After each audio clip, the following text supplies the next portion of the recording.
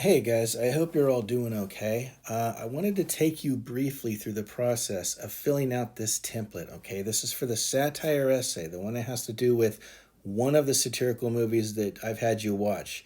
One was Wall-E, one was Shrek. Remember, you're not writing about both of them, you're just picking your favorite one. I only wanted you to watch both of them so that you would at least have an option. By watching both of them, one of them might speak to you more than the other. That's the one you should choose to write about. So I wanted you to have some choices here. Once you've watched both movies, hopefully you took lots of notes while you were watching the movie because this is a really important step. Those notes that you took are going to transfer over into this template. Most of this information right here is coming directly from those notes that you took. The more that you took, the better and stronger your essay is going to be. So, real briefly, let's go through the process of filling this out. I want to make this as simple as I can for you. And I also want you to know simplicity is actually good in this case because it's really the argument that I'm looking for. You don't have to be complex in how you analyze this movie. It's more about the information that you're pulling from it to prove that it is satirical. Okay, now keep in mind, the whole point of this essay is to argue that this is a satirical movie. So, for example, if you choose to write about Shrek, the reason you're writing this essay is to prove to your reader that Shrek is a satirical movie. And to do that, you're going to look at all four elements of satire that I had you fill out that previous worksheet where you talked about the definitions of those four elements. This is where those come into play because you're going to use those four elements to argue that this is a satirical movie. Here's how it works, okay? On page 1, I have you put a thesis statement. Now, it's up to you how you want to fill in that thesis statement, but I want to tell you right now, you don't have to be overly fancy or complicated here. You literally can tell me, your reader, that Shrek is a satirical movie. No kidding. That can be your thesis statement, okay? You can make it as complicated as you want for a variety of reasons. Shrek is indeed a satirical movie. Fine, say it any way you want, but the point is, the argument you're making is that it is a satirical movie. Now, some of you are going to be tempted to make it more complicated than that. And if you want to, fine, go for it. I won't stop you. You know, for example, if you wanted to say, because of many examples of gender reversal in Shrek, the fairy tale is making a comment about modern day fairy tales and the chauvinism that goes into representing their characters. Okay, I'm just making this up off the top of my head. But can you see how specific I got there? I specifically mentioned in my thesis statement gender reversal. Well, that's fine. You can write that paper if you want, but if you do, every one of them is going to have to be about gender reversal or role reversal, which is going to really paint you into a corner. You can do it that way, but it's going to be a lot more complicated. It's going to be a more difficult paper to write. On the other hand, if you really did say that, hey, Shrek is a satirical movie, well, then that means you can pull from anywhere. Anywhere you saw examples of reversal, then fine. So keep it open, keep it general, okay? A general statement about satire is all we need for the argument for this essay. Now, once you've got your thesis statement, Shrek is a satirical movie, now we get to the topic sentence, okay? Now we're getting to the body paragraphs. Each one of these pages is going to give you a body paragraph, and it's going to be a pretty long body paragraph because you've got a lot of different arguments, a lot of different places you can draw from to make your argument. So, reversal. Here's your topic sentence. Here's what's going to be at the top of this body paragraph, right? Again, keep it simple. Again, you can literally just say, there are many examples of reversal satire in the movie. That's it. That's what I can write right here, okay?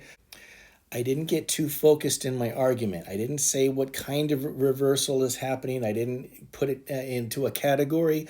I'm just telling my reader that there are examples of reversal, and you can leave it at that because by doing that, you can now pull from anywhere in the movie where you saw any type of example of reversal. It's going to make it a lot easier for you to write if you do it that way. So there's my topic sentence. There are many examples of reversal in the movie. Now, here's what I really want to talk about with you, okay? So, for example, my first piece of evidence can be the scene where Fiona and Shrek and Donkey are attacked by Robin Hood, right? I think that's reversal because Fiona becomes the hero and Shrek, who's the male character, becomes basically the damsel in distress. That's reversal, and I think that's satirical. So, what do I mean by evidence? Well, just set up the scene. Tell me where you found it. That's the evidence. The first piece of evidence is when Shrek and Fiona and Donkey are attacked by Robin Hood and his merry men, and Fiona steps up and becomes the hero. Okay, that's what I'm going to write on these 2 lines right here, okay? Everything I just said, that's the evidence. What do I mean by explain? Explain why that is satire, okay? It's not just because it's funny, it's because it's satire. That's the whole point of this essay. So explain to me why that's satirical. This is satirical because usually it would be the male character who steps up and rescues everybody. But in this case, it's Fiona, it's the princess, it's the damsel in distress. And this is the opposite, the reverse of what we expect. There's my explanation. Now, finally, that would basically, if you stopped right there and just gave me that information, that would be like a low B, let's say. If you want to raise this up to an A paper, it really gets into the significance. And what do I mean by significance?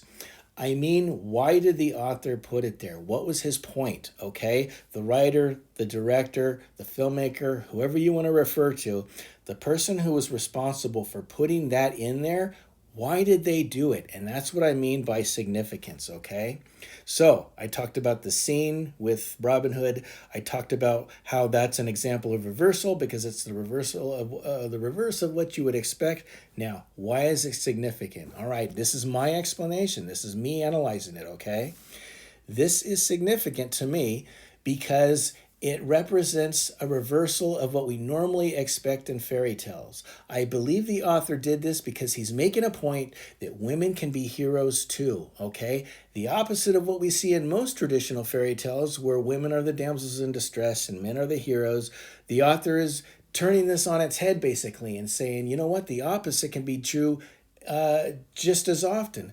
Women can also be heroes. Women can also have heroic qualities. Now, do you see what I'm doing? I'm just explaining. I'm just giving the significance of my explanation, which relates to that piece of evidence, that scene. All of that together is my first example of reversal in that movie. Now, go to the next one. Where's the next scene where you saw some reversal? Explain why that is an example of reversal, and then give me the significance. Why did the author choose to put that into that movie, okay? That's it. That is going to be a whole body paragraph right now devoted to reversal. Then I'm going to go to incongruity. I'm going to give the scene. I'm going to explain why that's an example of incongruity. And I'm going to talk about the significance of it. Why was it included in there? What's it trying to teach us? Then my next piece. Then my next piece. That is my next body paragraph. Now, just so you understand, on this first page, because I included the thesis statement, I didn't have room to put 3 pieces of evidence. That doesn't mean I'm only looking for 2 there. It just means that I couldn't neatly put in 3. Okay, so I only put in 2. Here I put in 3. Here I put in 3. I would say 3 is a good one to aim for, a good number to aim for. That doesn't mean I'm counting 3 pieces of evidence every time you go into a new body paragraph. It just means that's what I had room for on this worksheet. It's up to you how many you put, okay? If you only have 2, but they're 2 really strong ones, that's fine. But by the way, in both of these movies, they are full of satire. They are full of all 4 of these elements. You shouldn't have any problem finding lots of examples of all 4 of these examples. So I would say 3 is a good number to aim for. Keep in mind, this is a 4 to 5 page essay. That means minimum 4 full pages, top to bottom, okay? Not 3.5 pages, not 3 pages and 2 more sentences on the 4th page. I'm talking about 4 full pages if you want to get all those points, all right? So again, I left out the 3rd one here because I just didn't have room. But essentially, that is how this guy gets filled out, all right? That's it. Be sure to give me the significance if you want to raise this up to an A paper, because that's really where I can see how deeply you're getting into the argument that the author is making in this movie, all right? So that's it. That is the template. You can download this from Canvas. I've uploaded it for you so you can print it out, fill it out, and do fill this out and do use this as you begin to write your essay, okay? As soon as you've got this thing filled out, you're ready to start putting putting this information into paragraph format for your body paragraphs. I'm going to talk to you again tomorrow about the overall structure of this essay. We're going to revisit it again. But for now, start filling this guy out, okay? You've got your notes. Start filling in the information here. And that's pretty much it. I will get back to you soon.